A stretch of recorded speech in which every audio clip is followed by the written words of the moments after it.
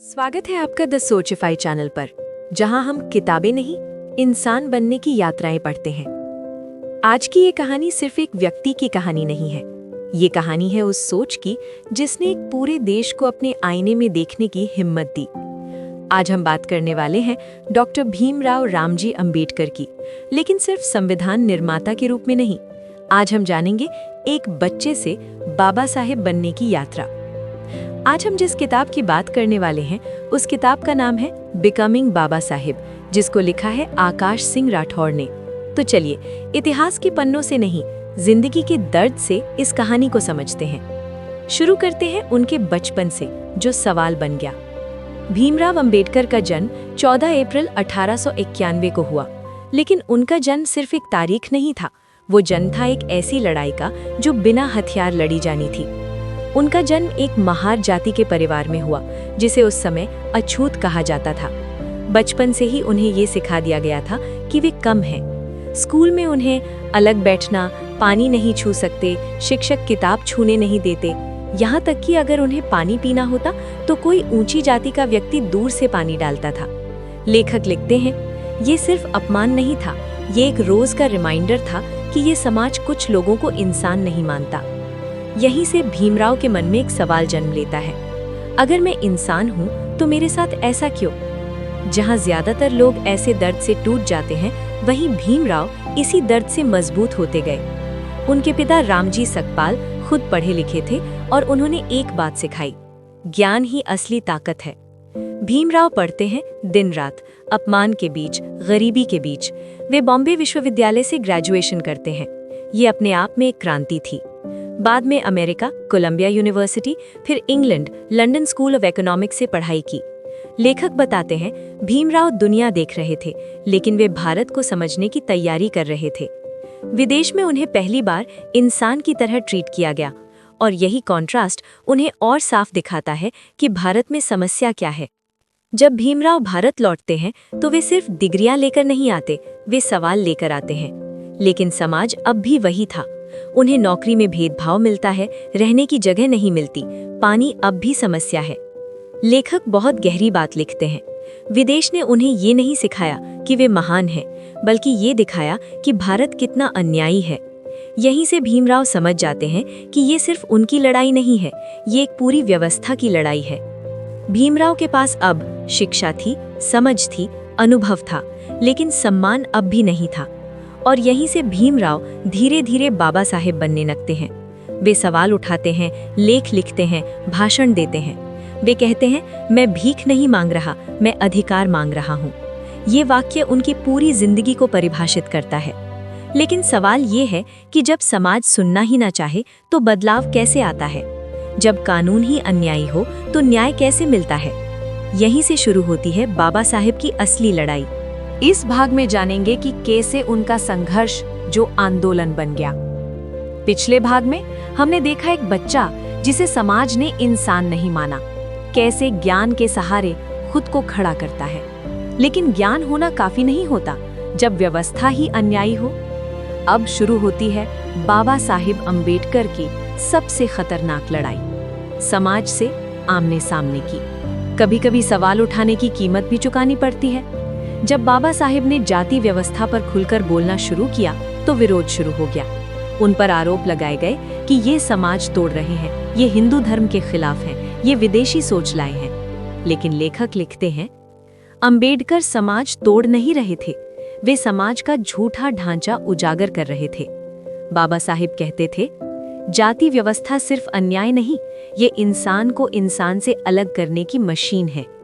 यहीं से उनकी लड़ाई व्यक्तिगत नहीं रहती, वो सामूहिक आंदोलन बन जाती है। 1927, एक छोटा सा शहर महाड़, वहां एक तालाब था जिसका पानी सिर्फ ऊंची जातियों के लिए था। कानून कहता था तालाब सार्वजनिक है, लेकिन समाज कहता था ये पानी अछूतों के लिए नहीं। बाबा साहिब ने कहा, अगर पानी भी नहीं मिलेगा तो इंसान कैसे जिए था? और उन्होंने महाड़ सत्याग्रह की घोषणा की।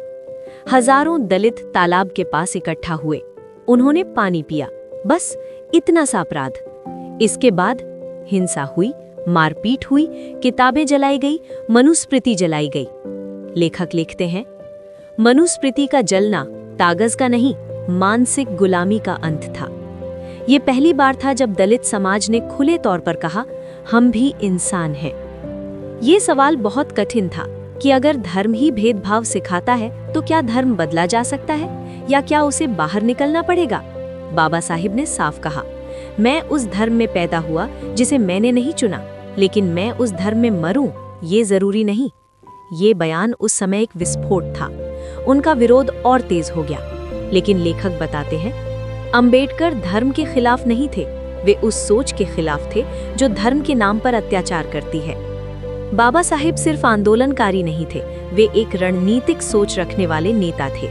उन्होंने समझ लिया था बिना राजनीतिक शक्ति सामाजिक न्याय संभव नहीं। इसलिए उन्होंने दलितों के लिए अलग प्रतिनिधित्व मांगा, ब्रिटिश सरकार से संवाद किया, गोल मेज सम्मेलन में भाग लिया।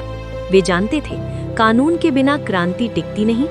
लेखक कहते हैं, अंबेडकर भावनाओं से नहीं, संविधान से बदलाव चाहते थे। अब बात करते हैं गांधी बनाम अंबेडकर विचारों की टकराहट के बारे में। ये टकराव व्यक्ति का नहीं, दर्शन का था। गांधी कहते थे सुधार अंदर से होगा, अंबेडकर कहते थे सुधार कानून से होगा। फिर पूना पैक्ट हुआ, दलितों को कुछ अधिकार मिले, लेकिन बाबा साहेब जानते थे ये समझौता है, समाधान नहीं। फिर भी उन्होंने संघर्ष जारी रखा क्योंकि लक्ष्य था लंबे समय का न्याय। यहाँ तक आते आते भीमराव अंबेडकर अब सिर्फ एक व्यक्ति नहीं थे, वे बन चुके थे एक आवाज, एक चेतना, एक डर। लेकिन असली परीक्षा अभी बाकी थी। अब सवाल था, क्या इस देश का कानून वाकई सबको बराबर मानेगा? क्या आजादी सभी के लिए होगी? यहीं से शुरू होता है भारत का संविधान और बाबा साहेब की सबसे बड़ी जिम्मेदारी। अब सबसे बड़ा सवाल सामने था, क्या आजाद भारत वाकई सबको बराबर मानेगा? 1947 भारत आजाद हुआ, लेकिन आजादी का मतलब सिर्फ अंग्रेजों का जाना नहीं था। असली चुनौती थी नया भारत कैसा होगा। भीमराव अंबेडकर को संविधान सभा की ड्राफ्टिंग कमेटी का अध्यक्ष बनाया गया। ये सम्मान नहीं, एक बहुत भारी बोझ था। लेखक लिखते हैं, जिस व्यक्ति को समाज ने सदियों तक हाशिए पर रखा, उसी को अब समाज का भविष्य लिखना था। बाबा साहिब जानते थे अगर संविधान गलत हुआ तो पीढ़ियां भुगतेंगी।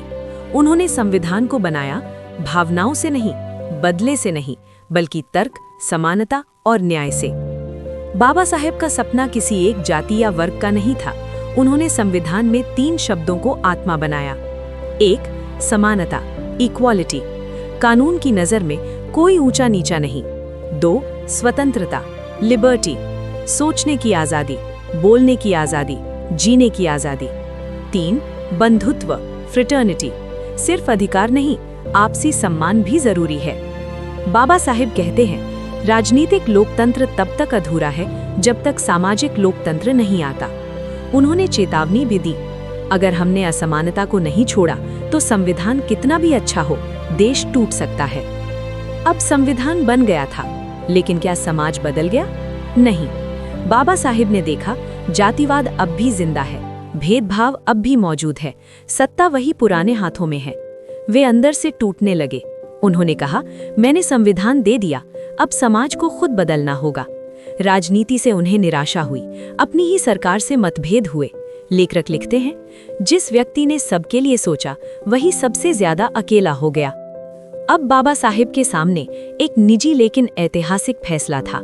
उन्होंने कहा, मैं हिंदू पैदा हुआ ये मेरे हाथ में नहीं था, लेकिन मैं हिंदू मरूं ये मेरे हाथ में है।